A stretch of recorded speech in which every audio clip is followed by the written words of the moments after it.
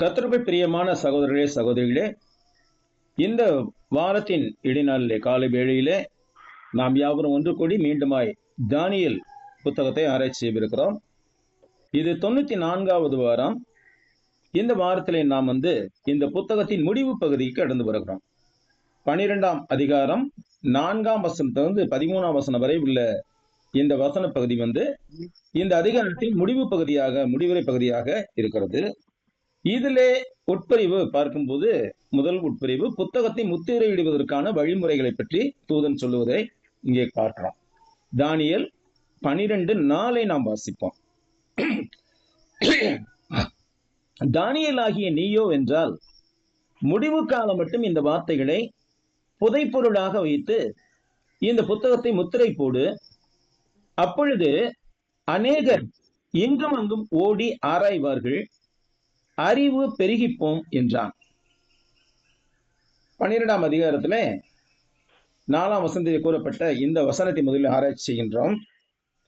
இதுல தானியேல் எவற்றை முத்திரை போட வேண்டும் என்று கூறுகிறார் என்று பார்க்கும்போது, தானியேல் தனக்கு கூறப்பட்ட வார்த்தைகளை எழுதுகிறார். அந்த எழுதின அந்த வார்த்தைகளை மூடி தனது புத்தகத்தை முத்திரை போட வேண்டும் என்று தூதன் சொன்னார். வார்த்தைகளை மூடி வைப்பது என்பது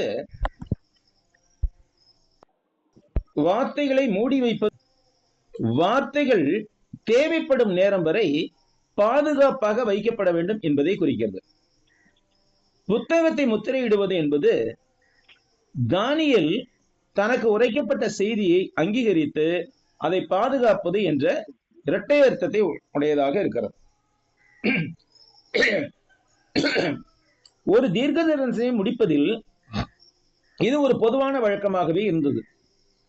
அது தீர்க்கதரிசியின் எழுத்தாக்கம் தான் என்பதை உறுதிப்படுத்த என்ன செய்வார்கள் என்றால், ஒரு பத்திரம், ஒரு உயில் அல்லது ஒப்பந்தத்தை முத்திரையிடுவது போல வடிவமைக்கப்பட்ட ஒரு முத்திரை இடுவதன் மூலம் அந்த புத்தகம் பாதுகாக்கப்பட வேண்டும் என்று தூதன் கூறினார்.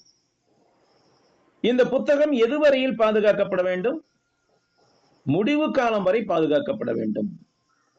தானியேலின் தீர்க்க தரிசனம் நிச்சயமாக அவரது சொந்த நாளில் ஓரளவு மதிப்புமிக்கதாகத்தான் இருந்தது. ஆனாலும் தொலைதூர எதிர்காலத்தில் ஒரு நாள் வரும், அது முடிவு காலமாக இருக்கும். அப்போது அவரது தீர்க்க தரிசனம் இன்னும் அதிக முக்கியத்துவம் வாய்ந்ததாக இருக்கும். எனவே வார்த்தைகளை மூடி இறுதி காலம் வரை புத்தகத்தை முத்திரையிடுவது முக்கியம் என்று கூறப்பட்டது. முடிவு காலம் வரை, அதாவது இந்த புத்தகத்தின் தீர்க்க தரிசனம் அனைத்தும் நிறைவேறி தீரும் காலம் வரை என்று இது அர்த்தமாகிறது. அதன் பின்னர் என்னவாகும்? முதல்ல இப்பொழுது கவனமாக முத்திரையிடப்பட்ட கணிப்பின் உண்மை காணப்பட்டு ஒப்புக்கொள்ளப்படும். இந்த வசனங்கள் நிறைவேறும் போதுதான் இவை ஒப்புக்கொள்ளப்படும். ஆம், இது தேவனுடைய வார்த்தை தான் என்று. அடுத்து இந்த தீர்க்க தரிசனம் முன்வைக்கப்பட்ட அனைத்து விஷயங்களை பற்றியும் ஒரு தெளிவான அறிவு இருக்கும் என்று பார்க்கலாம். ஏனெனில் உண்மை நடப்புகள் கணிப்பின் அர்த்தத்தையும் அதன் தாக்கத்தையும் அதிக அளவில் வெளிச்சம் போட்டு காட்டும். ஒரு காரியத்தை இது இப்படிலாம் இருக்கும் என்று சொல்லி விவரிப்பதை காட்டிலும் அந்த காரியம் நடக்கும் போது அதை நாம் நேரில் பார்ப்பது இன்னும் அதிக தெளிவை நமக்கு கொடுப்பதாக இருக்கும். அதான் இங்க சொல்லப்படுது. முடிவு காலம் என்பது எதை குறிக்கிறது? இது தானியேலின் வாழ்நாள் முடிவு காலம் அல்ல, அல்லது அவர் வாழ்ந்த மோசேயின் யுகத்தின் முடிவு காலமும் அல்ல. ஏனெனில் மோசேயின் யுகத்தின் முடிவு காலத்தில் சபை நிலைநாட்டப்பட்டது. புதிய ஏற்பாட்டு புத்தகங்கள் கிபி 45 முதல் கிபி 97 வரையிலான காலங்களில் எழுதி முடிக்கப்பட்டது. முதல் நூற்றாண்டின் இறுதியிலேயே உலகம் முழுவதும் யூத கிறிஸ்தவர்களால் சத்தியம் அறிவிக்கப்பட்டது. ஆயினும் கர்த்தராகிய இயேசுவின் பிரதான கட்டளையில் பின்வருமாறு அவர் கூறினார். மத்தேயு 28:19-20 ஆகையால் நீங்கள் புறப்பட்டு போய் சகல மக்கள் இனங்களையும், இங்கே நம்ம பைபிள்ல ஜாதிகளையும் போட்டிருக்குது, அந்த வார்த்தை இருக்கக்கூடாது. அந்த இடத்துல நேஷன்ஸ் என்ற வார்த்தை தான் இருக்க வேண்டும். அப்ப ஆகையால் நீங்கள் புறப்பட்டு போய் சகல மக்கள் இனங்களையும் சீஷராக்கி பிதா குமாரன் பரிசுத்தாவின் நாமத்திலே அவர்களுக்கு ஞானஸ்தானம் கொடுத்து நான் உங்களுக்கு கட்டளையிட்ட யாவையும் அவர்களை கை கொள்ளும்படி அவர்களுக்கு உபதேசம் பண்ணுங்கள். இதோ உலகத்தின் முடிவு பரியந்தம் சகல நாட்களிலும் நான் உங்களுடனே கூட இருக்கிறேன் என்றார். ஆமென். இந்த கட்டளைப்படி செயல்படுவதற்கு தங்களை ஒப்புக் கொடுத்த கிறிஸ்தவ ஊழியர்கள் இதுவரையிலும் ஏராளமான நாடுகளுக்கு சென்றிருக்கிறார்கள். அங்குள்ள மக்களுக்கு, அதான் ஆங்காங்குள்ள மக்களுக்கு அவரவர் மொழியிலேயே நற்செய்தியை எடுத்துரைக்க பிரயாசப்படும் மிஷனரிகள் ஏராளமாக பெருகி இருக்கிறார்கள். இருப்பினும் நாம் முடிவு காலம் வரை காத்திருக்க வேண்டும். நாம் வாழ்கிற காலகட்டத்தில் நடைபெறும் பல நிகழ்வுகளை வைத்து பல ஊழியக்காரர்கள் முடிவு காலம் வந்துவிட்டது அல்லது வரப்போகிறது என்று பிரசங்கித்துக் கொண்டிருக்கிறார்கள். ஆனாலும் முடிவு காலம் எப்போது என்பது கர்த்தராகிய இயேசு கிறிஸ்து உட்பட யாருக்குமே தெரியாது என்பதே உண்மையாகும். என்றால் வேத வாக்கியங்கள் இவ்வாறு உரைக்கின்றன. மத்தேயு 24 36 39 வரைக்கும் பார்க்கும்போது, அந்த நாளையும் அந்த நாழிகையையும் என் பிதா ஒருவர் தவிர மற்றொருவனும் அறியான், பரலோகத்துள்ள தூதர்களும் அறியார்கள். நோவாவின் காலத்தில் எப்படி நடந்ததோ அப்படியே மனுஷகுமாரன் வரும் காலத்திலும் நடக்கும். எப்படி எனில், ஜலப்பிரளயத்துக்கு முன்னான காலத்திலே நோவா பேழைக்குள் பிரவேசிக்கும் நாள் வரைக்கும் ஜனங்கள் புசித்தும் குடித்தும் பெண் கொண்டும் பெண் கொடுத்தும் ஜலப்பிரளயம் வந்து அனைவரையும் வாரிக்கொண்டு போக மட்டும் உணராதிருந்தார்கள். அப்படியே மனுஷகுமாரன் வரும் காலத்திலும் நடக்கும். இதோட கூட மார்க் 13:32-33 இதை பற்றி சொல்றதுல பாருங்க, சிறப்பா பார்ப்போம். அந்த நாளையும் அந்த நாழிகையையும் பிதா ஒருவர் தவிர மற்றொருவனும் அறியான், பரலோகத்தில் தூதர்களும் அறியார்கள், குமாரனும் அறியார். அக்காலத்தில் நீங்கள் அறியாதபடியால் எச்சரிக்கையா இருங்கள், விழித்திருந்து ஜெபம் பண்ணுங்கள். இப்போ இந்த தானியேல் 12 என்ன பிரதர், இந்த வசனத்துல அப்பொழுது என்ற வார்த்தையின் அர்த்தம் என்ன? இதுல நம்ம தானியேல் 12:4 வாசனையே தானியேல் நியமம் என்றால் முடிவு காலம் மட்டும் இந்த வார்த்தைகளை புதிப்பொருளாக வைத்து இந்த புஸ்தகத்தை முத்திரை போடு, அப்பொழுது அநேகர் இங்கும் அங்கும் ஓடி ஆராய்வார்கள், அறிவும் பெருகிப்போம் என்றான். இந்த அப்பொழுது என்ற வார்த்தையினுடைய அர்த்தம் என்ன? அப்பொழுது என்ற வார்த்தை முடிவு காலத்தின் பொழுது என்று இவ்வசனத்தில் அர்த்தப்படுகிறது. இதை தொடர்ந்து முடிவு காலத்தில் நடக்கும் முக்கியமான நிகழ்வுகளில் ஒன்று கூறப்பட்டது. இது நம் காலத்தில் ஏராளமாக நடைபெறுவதாக உள்ளது. இதை பற்றி நாம் அடுத்து ஆராய போகின்றோம். முடிவு காலத்தின் போது என்ன நடக்கும்? அப்பொழுது அநேகர் இங்கும் அங்கும் ஓடி ஆராய்வார்கள், அறிவும் பெருகிப்போம் என்றான். இங்கே இறுதி காலத்தின் அல்லது முடிவு காலத்தின் சிறப்பியல்பு ஒன்றை தானியேல் 10 அத்தியாயம் 11 வசனத்தில் தானியேலுக்கு தரிசனமான தூதன் விவரித்தான். நல்லா கவனிங்க, தானியேல் 10:11 இருந்து இந்த 12 அதிகாரம் இந்த 4 வசனம் வரைக்கும் அந்த தூதன் தான் பேசிக் கொண்டிருக்கான். தானியேலுக்கு அந்த தரிசனமாக காட்டப்பட்டது. இந்த தீர்க்க தரிசனமானது நாம் வாழும் இந்த நவீன யுகத்தில் பலர் இங்கும் அங்கும் ஓடுவார்கள் என்ற கூற்றுப்படி பயணம் பெருகி போயிருப்பதை குறிப்பிடுவதாக பலர் யூகிக்கின்றார்கள். இந்த நூற்றாண்டின் தொடக்க 10 ஆண்டுகளில் கூட இந்த பயண பெருக்கம் ஒரு மட்டாகத்தான் இருந்தது. எங்க 2000 இருந்து 2010 வரைக்கும் கூட போக்குவரத்து இந்த அளவுக்கு எல்லாம் கிடையாது. ஆனால் 2010க்கு பிறகு போக்குவரத்தில் புயல் போன்ற ஒரு மாற்றம் ஏற்பட்டிருக்கு. பூமி எங்கும் நெடுஞ்சாலைகள் என்ற நீண்ட தூர பயணத்துக்கு உதவும் சாலைகள் ஏராளமாக கட்டமைக்கப்பட்டிருந்தன. எப்படி? பூமியின் மீதும் ரோடு போடுகிறார்கள், அதோடு கூட தண்டவாளம் போடுகிறார்கள், ரயில்கள் போவதற்கு புல்லட் ட்ரெயின்ங்கிறாங்க, கடலுக்கு உள்ள சுரங்கம் தோண்டி அங்க வந்து பயணம் ஆரம்பிக்கிறாங்க. இந்த மாதிரி பல காரியங்கள் செய்து கொண்டிருக்கிறது. மனிதன் வந்து போக்குவரத்தை அதிகப்படுத்த வேண்டும் என்பதற்காக. அதோடு கூட மற்ற கிரகங்களுக்கு ஆட்களை அனுப்பும் மிகவும் தொலைதூர பிரயாணம் என்பது கூட சாத்தியமாகிறது. சமீபத்தில் கூட சுனிதா வில்லியம்ஸ் என்ற ஆராய்ச்சியாளரும் அவருடைய குழுவினரும் விண்வெளியில் பல மாதங்கள் சிக்கிக் கொண்டிருந்த பின்பு எலான் மஸ்கின் தயவினாலே உயிரோடு திரும்பி வந்திருக்கிறார்கள். எங்குமெங்கும் ஓடி ஆராய்தல் என்பது முன் எப்போதை காட்டிலும் இப்பொழுது மிகவும் அதிகமாக செய்யப்படுகிறது. மேலும் நெடுந்தூர பயணங்கள் மிக விரைவாக மேற்கொள்வதற்கான முயற்சிகளும் மேற்கொள்ளப்பட்டுள்ளன. சென்னையில் இருந்து மதுரைக்கு அரை மணி நேரத்தில் வந்தடையக்கூடிய வகையில் போக்குவரத்து மேம்படுவதற்கான முயற்சியில் ஆராய்ச்சிகள் மேற்கொள்ளப்பட்டிருக்கின்றன. இது போன்ற முயற்சிகள் உலகமெங்கும் நடைபெற்றுக் கொண்டிருக்கின்றன. அதே சமயத்துல போக்குவரத்து பெருகி இருந்தாலும் ஒரே நேரத்தில் ஒரே இடத்தில் அமர்ந்திருந்தபடியே நாம் விரும்பும் எதையும் அறியக்கூடிய நிலையும் இன்று ஏற்பட்டுள்ளது. இது தகவல் தொடர்பில் ஏற்பட்டுள்ள மிகப்பெரிய வளர்ச்சிக்குரிய மாற்றமாகும். இதன் மூலம் இந்த உலகம் மற்றும் அண்டம் பற்றிய அறிவு மனிதனிடையே பெருகியுள்ளது. நம் கையில் உள்ள செல்போனின் மூலம் நாம் விரும்புகிற எந்த தகவலையும் தேடி பெற்றுக்கொள்ள முடியும். செல்போன் இயக்கும் கலை மட்டும் தெரிந்திருந்தால் போதும், நாம் எந்த ஒரு விஷயத்தையும் விரல் நுனியில் பெற்றுக்கொள்ளவும் அவற்றை பிறருக்கு கற்பிக்கவும் முடியும் என்ற நிலை இன்று ஏற்பட்டுள்ளது.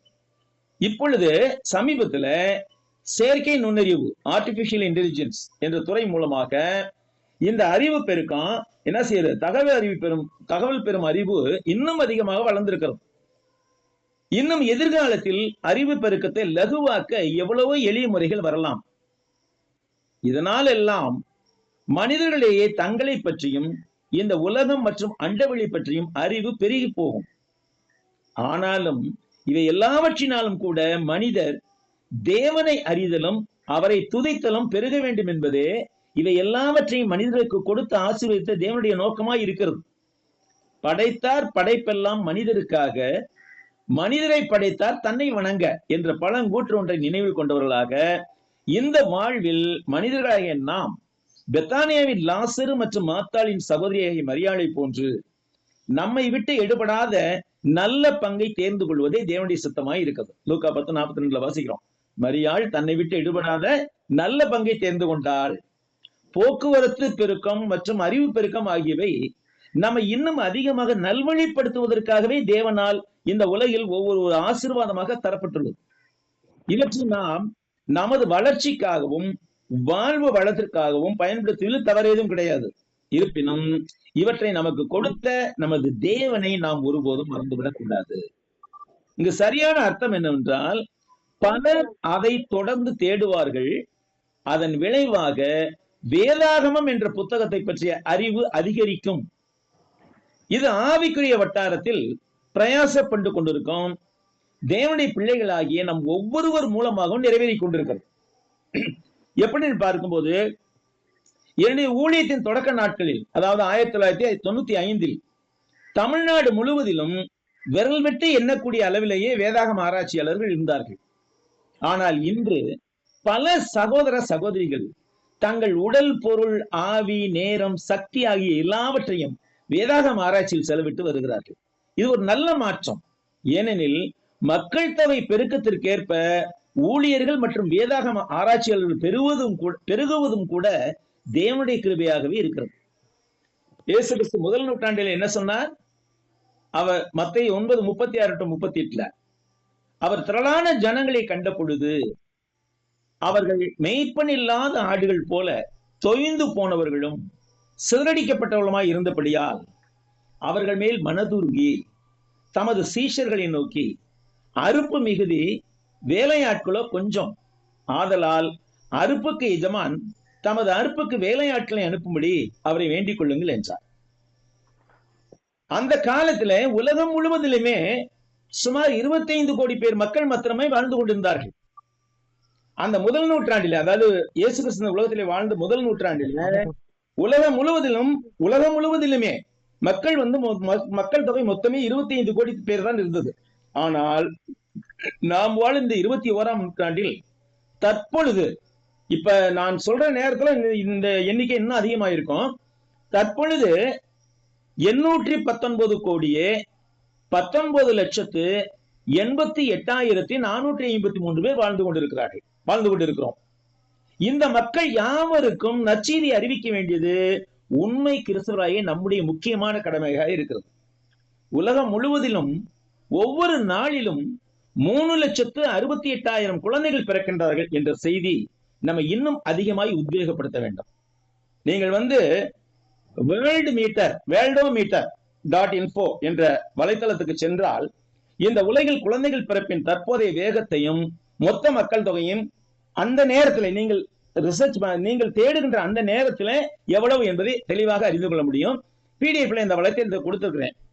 இன்னைக்கு போடுற பிடிஎஃப்ல 5ஆம் பக்கத்துல அந்த வலைத்தளம் கொடுக்கப்பட்டிருக்கிறது. www.worldometer.info worldometers.info என்ற வலைத்தளத்தில் போனாக்கா அந்த நேரம் நீங்க ஆராய்ச்சி பண்ற நேரத்துல, நீங்க தேடுற அந்த நேரத்துல உலகத்தின் மக்கள் தொகை எப்படி கூடிக்கிட்டு இருக்குது அப்படிங்கிறது நல்லா பார்க்க முடியும் தெளிவாக.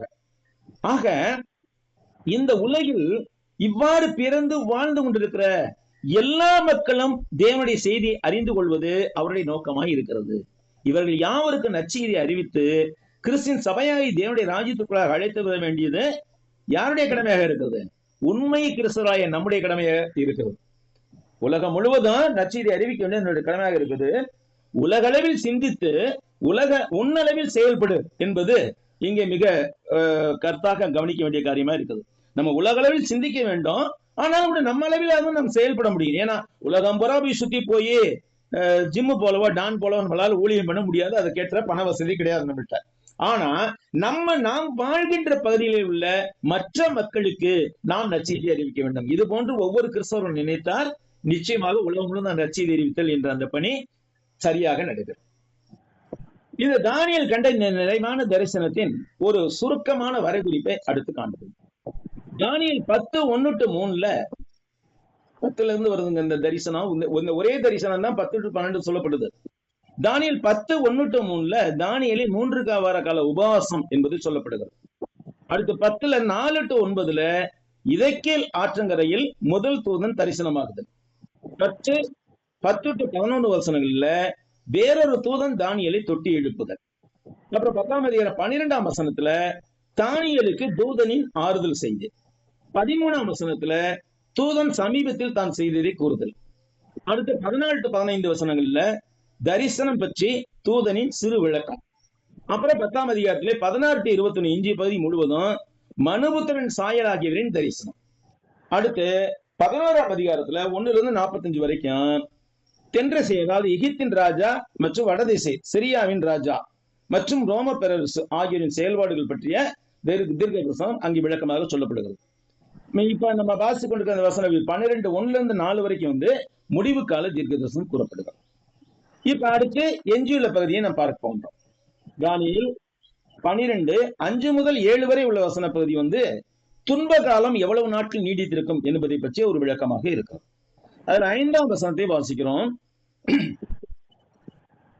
அப்பொழுது தானியேல் ஆகிய நான் ஆற்றுக்கு இக்கரையில் ஒருவனும் ஆற்றுக்கு அக்கறையில் ஒருவனுமாகிய வேற 2 பேர் நிற்க கண்டேன்.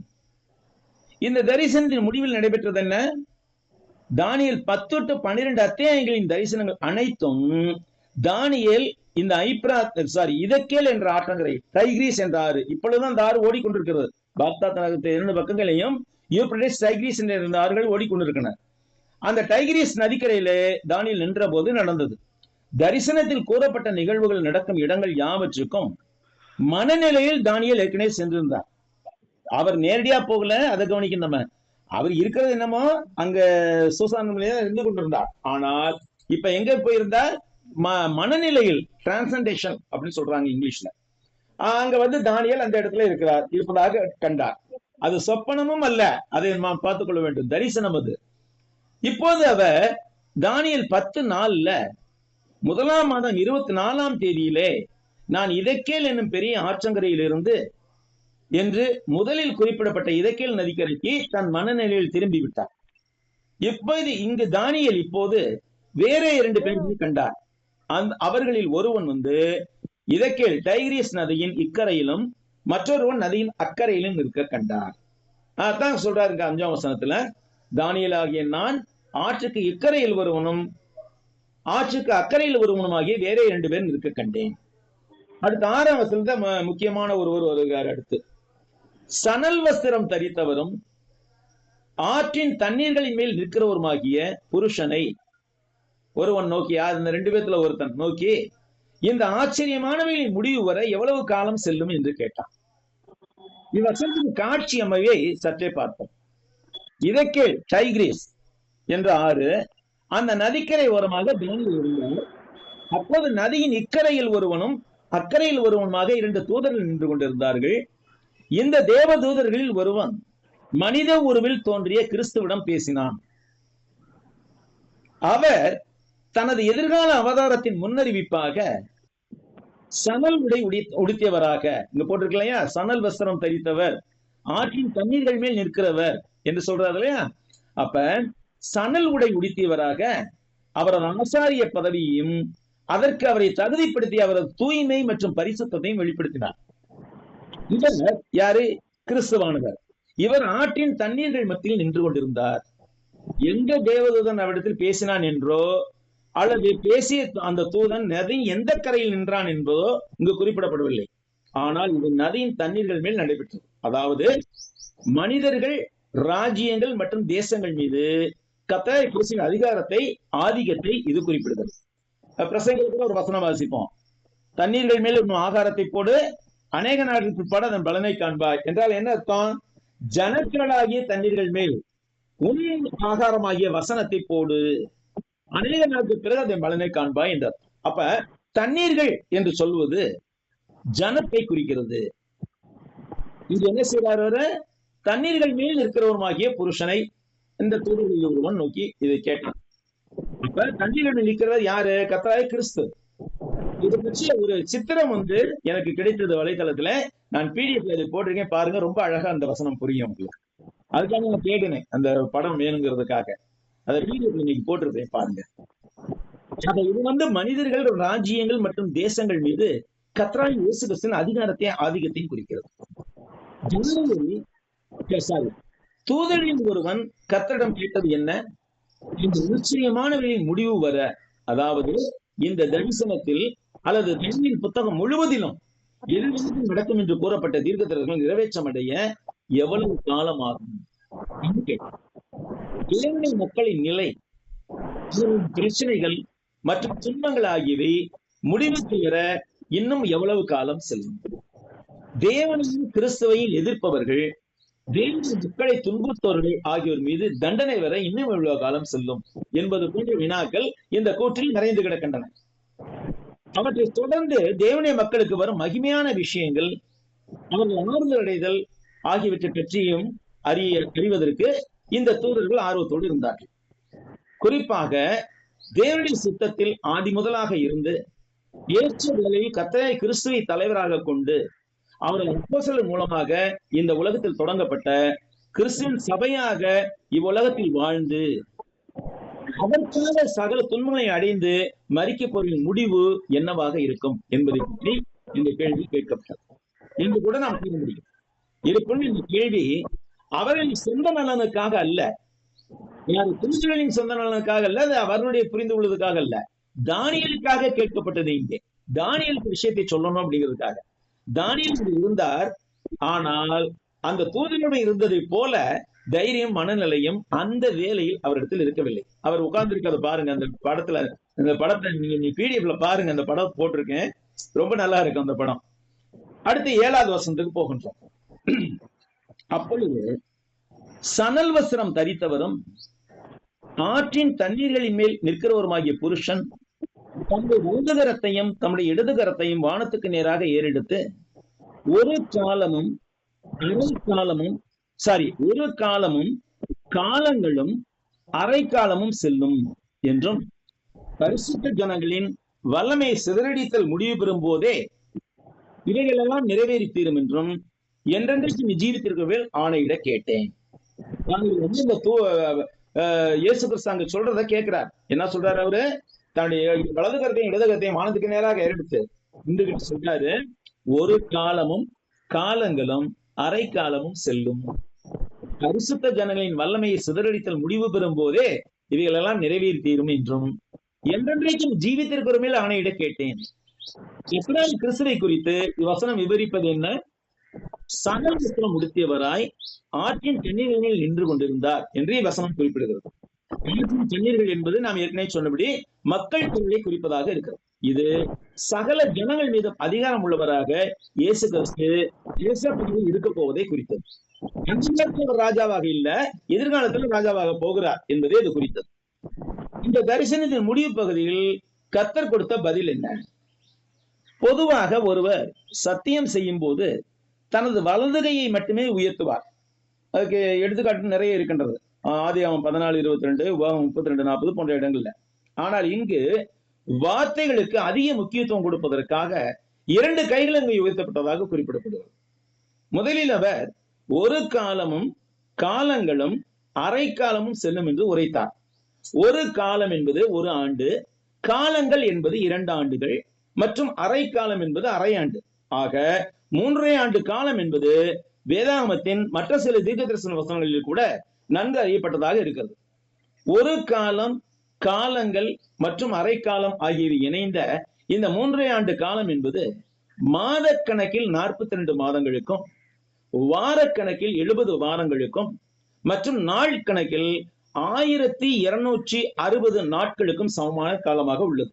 இந்த கணக்கீடு கூறப்பட்டுள்ள சில வசனங்கள் இங்கே சொல்லப்படுகிறது. இன்றைக்கு நேரம் இல்லாதனால நீங்கள் பிடிஎஃப்ல அதை படிச்சுக்கங்க. தானியேல் 7:24-25 இந்த 10 பிரிவுகள் என்னவென்றால், அந்த ராஜ்யத்தில் எழும் 10 ராஜாக்களும் அவர்களுக்கு பின்பு வேறொருவன் எழும்புவான். அவன் முந்தினவர்களிலும் பார்க்க வேறாயிருந்து 3 ராஜாக்கள் தாழ்த்தி போட்டு உன்னதமானவருக்கு விரோதமாக வார்த்தைகளை பேசி உன்னதமானுடைய வார்த்தை பரிசவான்களை ஒதுக்கி காலங்களையும் பிரமாணங்களையும் மாற்றினான். அவர்கள் ஒரு காலமும் காலங்களும் அரை காலமும் செல்லுமட்டும் என் கையில் ஒப்புக் கொடுக்கிறார்கள். இவ்வசன பகுதியில் இது வந்து அந்தியோகஸ் எபிபனஸ் என்பவனின் கையில் யூதர்கள் அடிமைகளாய் இருந்த காலம் என்று விவரிக்கிறது. இவனது மொத்த ஆட்சி காலம் வந்து 175 முதல் 164 வரையிலான 9 ஆண்டுகள் ஆகும். இவன் ஆட்சி தொடங்கிய 2ஆம் ஆண்டின் பிற்பகுதியில் இவன் இஸ்ரேல் நாட்டை கைப்பற்றினான். மொத்தம் இவன் 7.5 ஆண்டு காலம் எருசலேமை தன்னுடைய கைக்குள் வைத்திருந்தான். அடுத்து 9:27 நம்ம வாசிக்கிறோம். அது ரொம்ப முக்கியமான தீர்க்கதரிசனம். ஆண்டவராகிய இயேசு கிறிஸ்துவை பற்றியது நம்ம வாசித்தான் ஆகணுங்க. 9:27 இவர் ஒரு வாரம் அந்த வாரம் சென்ற போது பலியையும் காணிக்கையையும் ஒளிய பண்ணுவார். அருவருப்பான செட்டைகளுடைய பாலாக்கரன் வந்து இறங்குவான். நிர்ணயிக்கப்பட்ட நிர்மூலம் பாலாக்கரன் மேல் தீரும் மட்டும் சொருகும் என்றான். இயேசு 3.5 ஆண்டு காலம் ஊழியம் செய்வார். பின்பு சபையை நிலைநாட்டப்பட்டு சபையார் உபத்திரவப்பட இருந்த முதல் 3.5 ஆண்டு காலத்தை இது குறிக்கிறது. 3.5 ஆண்டுக்கு இயேசு ஊழியம், அப்புறம் சபை நிலைநாட்டப்படுதல், சபையார் உபத்திரவப்படுதல், அடுத்த 3.5 ஆண்டுகள். இதைத்தான் வந்து இங்க வந்து வாரம் என்று சொல்லுகிறது. நமக்கு ஏற்கனவே தெரியும். நமக்கு ஒரு வாரம் என்பது ஆண்டு, நாள், ஆண்டு தேதிப்படி 4 ஆண்டு கோட்பாடுபடி ஒரு நாள் என்பது ஒரு ஆண்டாக இருக்கிறது. ஒரு வாரம் 7 நாட்கள், 7 நாட்கள் என்றால் 7 ஆண்டுகள். அதுல இயேசுடைய ஊழியம் வந்து 3.5 ஆண்டு காலம் ஊழியம், முதல் 3 ஆண்டு. அடுத்த பாதியிலே சபை தொடக்க துன்புறுத்தப்பட்ட காரியங்கள் நடக்கும். அடுத்து தானியேல் 12:7 நாம் ஆராய்ந்து இந்த வசன பகுதி வந்து பரிசுத்த ஜனங்களின் நிலைமையை சிதறடிக்கும் போதே இவைகளெல்லாம் நிறைவேற்றி குறிப்பிட்டு இஸ்ரவேல் துன்ப காலத்தின் வேலை என்று விவரிக்கும். அதே மாதிரி வெளிப்படுத்திய விசேஷத்துல 42:11-2 சொல்லப்படுகிறது. 11:3 1260 நாள் அளவு என்று சொல்லப்படுகிறது. 12:6 மற்றும் 12:14 1260 நாள் இடைக்காலம் என்று சொல்லப்படுகிறது. இது அப்படியே பிடிஎஃப்ல விளக்கமாக சொல்லப்படுகிறது. பிடிஎஃப் பாருங்க. வெளிப்படுத்திய விசேஷம் 13ஆம் அதிகாரம் 5வது வசனத்துல ஆளவும் துன்புறுத்தவும் தூஷிக்கவும் அந்திகிறிஸ்தின் அதிகாரத்தின் கால அளவு என்று விவரிக்கிறது. பெருமையானவர்களின் தூஷணங்களையும் பேசும் வாய் அதற்கு கொடுக்கப்பட்டது. அல்லாமலும் 42 மாதம் யுத்தம் பண்ண அதற்கு அதிகாரம் கொடுக்கப்பட்டது. இதெல்லாம் எதுக்கு சொல்றேன்னாக்கா, இந்த 42 மாதங்கிறதும் 1260 நாளுங்கிறதும் 70 வாரங்கள் காலம், காலங்கள், அரை காலம் என்ற அந்த தீர்க்கதரிசனத்துக்கு ஒத்து வருவதா இருக்கிறது என்பதற்காக இந்த வசனங்கள் சொல்லப்படுது. இவை அனைத்தையும் ஒன்றாக எடுத்துக்கொண்டு ஆராயும் போது தானியேலின் 70ஆம் வாரத்தின் முதல் பாதி 3.5 ஆண்டுகள் நமது கர்த்தர் நேரடியான ஊழியத்தை குறிக்கின்றன என்று நாம் புரிந்து கொள்வோம். அதே வேளையில் அந்த வாரத்தின் அடுத்த பாதி 3.5 ஆண்டுகள் கிறிஸ்தவர்களுக்கு தங்கள் விசுவாசத்திற்காக மாபெரும் துன்பங்களையும் சித்திரவதைக்கு ஆளாகி மரித்ததையும் விவரித்த மகா உபத்திரவத்தின் காலமாக இருந்தது என்பதை நாம் தெளிவாக காண முடிகிறது. பரிசுத்த மக்களின் வல்லமை முற்றிலுமாக உடைந்து விட்டால் இவை அனைத்தும் முடிந்துவிடும். இவை முடிவடையும் போது இஸ்ரவேல் மக்கள் முற்றிலுமாக நசுக்கப்பட்டதாக தோன்றுவார்கள். ஆனால் அந்த நேரத்தில் மேசியன் அவர் திரும்பி வருவதற்கு முன்பு அவர்களை நம்பி இருப்பார், அவர்களை மீட்க திரும்புவார் என்று சொல்லப்படுகிறது. இன்னும் கொஞ்ச நேரம் ஆகும் பிரதர், ஒரு 5 நிமிஷம் மட்டும், ஏன்னா இது ரொம்ப முக்கியமானது, அதனால இடையில பிரேக் பண்ணக்கூடாது. தண்ணீர்கள் மேல் நிற்கிறவன் ஆணையிடுவது என்ன? பரிசுத்த ஜனங்களின் வல்லமை சிதறடித்தல் முடிவு பெறும் போதே இவங்க எல்லாம் நிறைவேறி கூறும் என்று எந்தெந்தக்கும் ஜீவித்திருக்குமே ஆணையிலே கேட்டேன் என்று வசனப்படுகிறது. உலக வரலாற்றில் யூத மக்களை வெறுத்து பகைக்கிறவனின் கூட்டம் காலங்கள் தோறும் தோன்றி இருப்பதையும் அவர்கள் யூத மக்களை வேரோடு அழிக்க எல்லா விதத்திலும் முயற்சி செய்வதையும் நாம் காண முடியும்.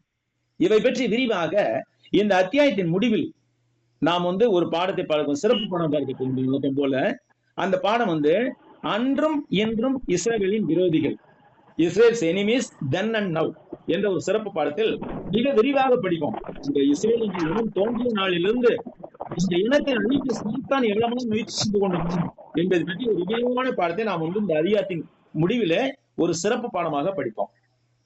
தண்ணீர்கள் மீது நிற்கிறவர் யார் மீது ஆணையிட்டார்?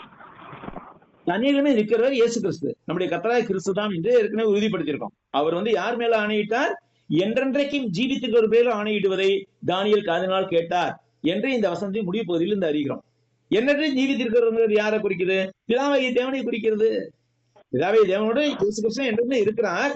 ஆனாலும் இவர் இப்பொழுது தண்ணீர் நின்று கொண்டிருக்கிறார். இவர் என்றென்றைக்கும் ஜீவித்திருக்கிறார். அதாவது பிதாவாகிய தேவன் ஆணையிடுவதை தானியேல் காதினால் கேட்டார். இவர் பிதாவாகிய தேவன் தான் ஆவார். ஏனென்றால் பிதாவாகிய தேவனுக்கு பிறப்பும் இறப்பும் கிடையாது.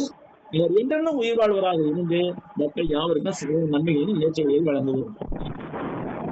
இத்துடன் நாம் இந்த ஆராய்ச்சி முடித்துக் கொள்வோம். அடுத்த வாரத்தில் நாம் இது தொடருவோம். இன்று சற்று நேரமாகிவிட்டு அதுக்காக பொறுத்துக் கொள்ளும்படி கேட்டுக்கொள்கிறேன். இருந்தாலும் இந்த விஷயங்கள் முக்கியமானவைகள் என்பதனாலே நான் இதை இவ்வளவு தூரம் வலியுறுத்தி கூறினேன். நன்றி சகோதரர்களே. மீண்டும் அடுத்த வாரம் சந்திப்போம். நன்றி சகோதரரை. இந்த அருமையான வேளையிலே தானியேல் புத்தகத்தை மிகவும் அழகாகவும், சரித்திர புத்தகத்தை, அதே தீர்க்க தரிசன புத்தகங்களையும் உதயற்பாட்டு புத்தகங்களையும் நல்லமுள்ள விளக்கமாக ஆராய்ந்து பல நாள் ஆராய்ந்து நமக்கு அறிவித்திருக்கிறார். அவருடைய ஊழியம் இன்னும் சீர்திருப்ப நடைபெறுவோம். ஆண்டவர் அவருக்கு உதவி செய்வாராக. அதற்காக குழுவின் மூலமாக அவருக்கு நன்றியை தெரிவித்துக் கொள்கிறோம்.